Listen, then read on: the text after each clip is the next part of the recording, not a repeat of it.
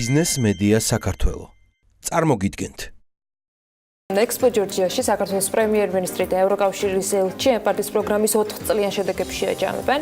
იგეგმება ევროკავშირის მიერ სოფლის მეურნეობის სფეროს შემდგომი დაფინანსების გამოცხადებაც. ექსპო ჯორჯიაში თათია ჩაფიჩაძე იმყოფება და ის ახლა დამატებით დეტალებზე სასაუბროთ უკვე სტუმართან ერთად შემოგვერდება. თათია, დილა მშვიდობის, იმედი არ გაგვიანებთ ამ ღონისძიების გახსნაზე.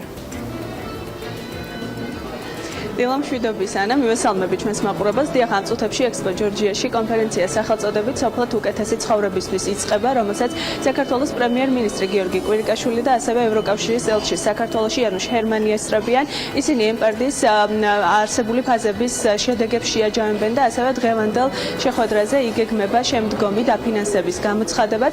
დღევანდელ კონფერენციას ესწრება საქართველოს სოფლის მეურნეობის მინისტრი ლევან დავითაშვილიც. ოფიციალური გამოსვლების შემდეგ კი იგეგმება უშუალოდ ენპარდის მისიის ექსპერტების მიერ სხვადასხვა კომპონენტების შეფასება, თუმცა ვიდრე უშუალოდ კონფერენციაზე მოხდება არსებული კომპონენტების შეფასება, ჩვენ საშუალება გვაქვს პირდაპირ ეთერში ვესაუბროთ ენპარდის საინფორმაციო ქსელის ხელმძღვანელს თამარ ხუნწარიას. დიდი მადლობა კიდევ ერთხელ გადაცემაში მონაწილეობისთვის. ჩვენ არაერთხელ გვისაუბრია ენპარდის ფაზებზე, გვინახავს სხვადასხვა კოოპერატივები, მაგრამ მაინც საინტერესოა შეჯამებისთვის, რომ ვთქვათ, რა გაკეთდა უშუალოდ 2014-17 წლებში და ჯამურად რამდენი დახარჯა ევროკავშირმა საქართველოს სოფლის მეურნეობის განვითარებისთვის. გამარჯობათ, მოგესალმებით, მივესალმებით თქვენს მაყურებელს. ენპარდის პირველი ფაზა მოგეხსენებათ 2014-2017 წლების განმავლობაში მიმდინარეობდა საქართველოში. დღეს ჩვენ ვაჯამებთ ენპარდის პირველ ფაზას. ამ ფაზის ფარგლებში ძალიან მნიშვნელოვანი წარმატებები და მიღწევები გვაქვს ჩვენ ევროკავშირის დახმარებით. ეს ერთის მხრივ გახლავთ ევროკავშირის მხრიდან უაღრესად დიდი დახმარება მთავრობისადმი გაწეული სახელმწიფო ინსტიტუტების გაძლიერების და მათი საქმიანობის ხელშეწყობის კუთხით სოფლის მეურნეობის სექტორში. ასევე პირველივე ფაზის ფარგლებში მოხდა ძალიან მნიშვნელოვანი კომპონენტის კოოპერაციის კომპონენტის შემოტანა, აი ამ მოდელის ფერმერთა კოოპერაციის მოდელის დანერგვა მთლიანად ქვეყნის მასშტაბით და გარდა ამისა პირველივე ფაზის ფარგლებში საპილოტო რეჟიმში დაიწყო სოფლის განვითარების ევროპული მოდელის შემოტანა და დანერგვა საქართველოში რამოდენიმე მუნიციპალიტეტში. ეს გახლავთ სამი ძირითადი მიმართულება, რა მიმართულებითაც მოხდა, გატარდა მთელი რიგი სამუშაოები, ჩატარდა ძალიან განხორციელდა უამრავი მნიშვნელოვანი პროექტი. ჩვენ გვაქვს ძალიან ხელშესახები და მნიშვნელოვანი შედეგები. შედეგების თვალსაზრისით დღეს მიმდინარე ღონისძიებაზეც არიან წარმოდგენილები ფერმერები საკუთარი პროდუქციით. ზოგიერთი მათგანი მინდა გითხრათ, რომ იმდენად განვითარდა და გაძლიერდა, რომ მათი პროდუქცია გარკვეულწილად ექსპორტზეც კი გადის, მათ შორის ევროკავშირის ქვეყნებში.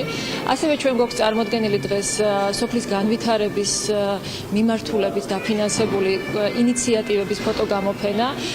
სამ მუნიციპალიტეტში საქართველოში დაფინანსდა 122 ძალიან საინტერესო პროექტი, მათ შორის ტურიზმის, ინფრასტრუქტურის და სხვა მიმართულებებით, რომელიც არ უკავშირდება პირდაპირ სოფლის მეურნეობას, მაგრამ დიდ წილად აძლიერებს და ხელს უწყობს ეკონომიკის დივერსიფიცირებას.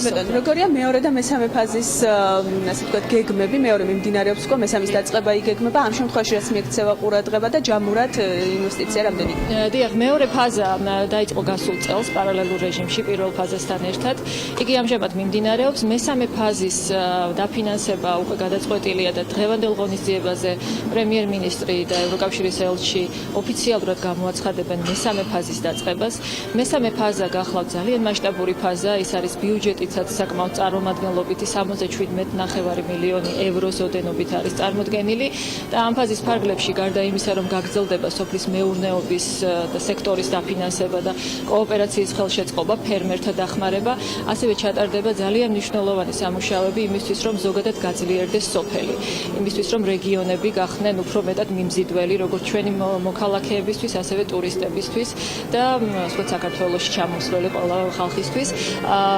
ამ მხრივ მნიშვნელოვანია სერვისების განვითარება, მოგეხსენებათ და ხარისხის და სტანდარტების განვითარება, ამიტომ ძალიან სერიოზული სამუშაოები ჩატარდება, როგორც სოფლის მეურნეობის პროდუქციის და სურსათის ხარისხის და სტანდარტების განვითარების კუთხით, ასევე სხვადასხვა ტიპის სერვისების განვითარების თვალსაზრისით, სხვადასხვა რეგიონებში. ბევრი შეცვალა უკვე ენპარდმა და იმედია საომავლოდაც აქტიურად განევლადა. მინდა გითხრათ ჯამურად დაახლოებით ქვეყნის მასშტაბით სოფლად მცხოვრები მოსახლეობის 250.000-მა მოსახლეობიდან 250.000-მა ადამიანმა პირდაპირ სარგებელი მიიღო ენპარდის პირველი ფაზის ფარგლებში მიმდინარე პროექტებიდან.